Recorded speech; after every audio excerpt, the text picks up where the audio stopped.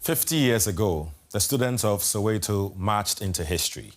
On June 16, 1976, they protested an education system under apartheid in South Africa designed to limit their future. Many paid with their lives as police opened fire. But while that generation fought for the right to learn, the current generation is struggling to find work and earn a living. With youth unemployment among the highest in the world, this year's Soweto commemoration highlighted the challenges facing young people. Here's more from DW's Diane Hawker Kalubi.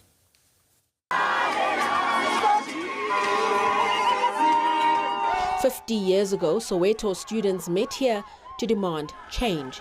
Decades later, hundreds returned with a similar demand. On June 16, 1976, this street corner was the site of immense pain. This is where apartheid police shot students who were asking for fair education.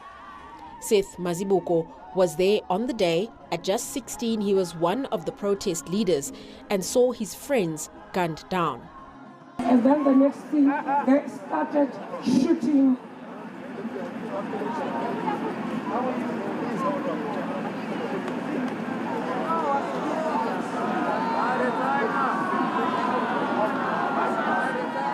The apartheid government tried to force black students to learn in Afrikaans, the language of the ruling oppressive regime. But this face-off was never just about language. It was about a system that limited their future, keeping black people's education deliberately second-rate. 176 people were killed that day. The protests spread across South Africa, leaving over 500 people dead. That moment became a symbol that still runs deep for young South Africans today. Hundreds gathered this week to commemorate those who fought. The plan to finish the walk started in 1976. Today, young South Africans face a different fight. Education is now available, but jobs are not. We are pushing for young people to go to school. They must be educated. But at what reason? Because after being educated, you are unemployed. More than 30% of working-age South Africans don't have a job. And for people aged 25 to 34, it climbs to around 40%. People are still treated differently on the job market. If you don't know someone white as a black person, you won't get that job. They want us to have qualifications. You go to university, but when you get to the job market, they tell you that you don't have the necessary skills. What kind of skills do you expect young people to have when they just left school? Opangwenya was also a key figure in 1976 and says he's worried young people are just as frustrated today as they were back then. The signs are there that people have had enough. And I think our government is misreading the situation. They are spinning themselves into innocence. And I think people have reached a point. It's a matter of time.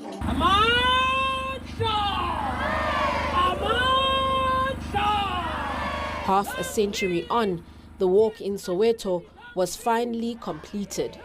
Unlike back then, young people here hope that things can change and that once again, South Africa's future rests in their hands. All right, for more on this, let's bring in Zulaikha Patel, a South African anti-racism and social justice activist and best-selling author. Hello, Zulaikha. Great to have you here. Now, it's very impressive. You were just 13 years old when you stood up to your school over the right to wear your hair naturally. When you look back now, what made a teenager decide that silence wasn't an option? Thank you so much for having me. Looking back 10 years later, at the time I was 13, turning 14, one of the biggest things that motivated my activism is that it's more than just hair. It was never just about hair. Hair is one symptom of a deeper injustice, and that injustice being institutionalized racism. And being a young person born and raised in the democratic dispensation of South Africa, it is incredibly important that young people continue the fight against racism in our country, because it's still attached to the fabric of South African society. Just because racism is no longer a part of our legislation, that doesn't mean systems have changed and people have changed. And now my generation carries that mission in order to ensure that systems change as well as people change. Right. Just like the generation 50 years ago. What does June 16 actually mean to you and your generation? June 16 for my generation is more than just remembrance, and it's more than just commemoration. It calls for conviction, it calls for action, and it calls for us taking a step into ensuring that we continue the fight against, firstly, racism as young people. Secondly, fighting for a better education system, just like the class of 1976. And fighting against unemployment, which is one of the biggest injustices currently plaguing South Africa. We've got the highest unemployment rate in the entire world. And we have so many young people that are incredibly talented, that are qualified with post-matric qualifications. And what we need to see is young people being included in the economy. Right, right. Now that's the thing. Naturally, young people are trying to make their voices heard, but many of them are complaining that when they speak up, they are simply not heard by governments, leaders, and the people in power. Has that been your experience? What do you make of that?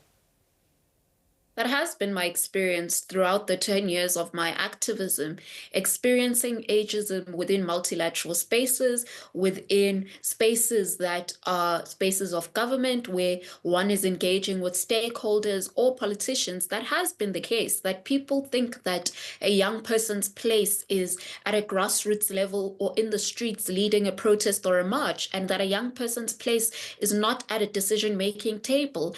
And for me, I believe that young people's activism is not meant to just remain on the streets at a peaceful march or protest or on a grassroots level. Young people have to be included at decision-making tables. We need to see young people's participation in the government, young people's economic participation as well. Right. Well said there. Now, look, in the report we played earlier, one of the 1976 protesters told us there are signs that people have had enough, and that the government may be underestimating the level of public frustration, adding that it's a matter of time. What do you think could happen if young people feel they are constantly not heard? Well, it's only a matter of time till we see an uprising from young people within South Africa, because young people are incredibly frustrated with the current unemployment crisis. Poverty is plaguing many homes within our country and is affecting particularly young people, child-headed homes. And it's only a matter of time until we see an uprising from young people within this country, just like the one we saw a couple of years back, about 11 to 12 years back with Fees Must Fall. Because firstly, not seeing enough action from the government in terms of ensuring that we decrease the unemployment rates in our country, the youth unemployment rate. We're not seeing enough participation as well as commitment from the government. And we're also not seeing enough from the government side to ensure that we see young people's economic participation. Every year we experience a new financial year, and the injustice just grows and plagues more young people's lives. Right. Final words from you before you go. I'm just wondering if there's a flip side to all of this, despite the challenges we've talked about. Is there anything that gives you hope about South Africa's future and the role young people can play in shaping it? I am hopeful, because hope is the only thing that we can hold on to, especially in times of crisis. And I'm hopeful because South Africa is filled with incredible young people, incredibly talented young people, incredible young people who are intellectuals, and young people that are not willing to turn a blind eye towards injustice. South Africa has that caliber of young people. Right. And you are the leader of that gang, I'd say. That's just from my take. Thank you very much, Zulaikha Patel, South African anti-racism and social justice activist, and not forgetting best-selling author. Thank you.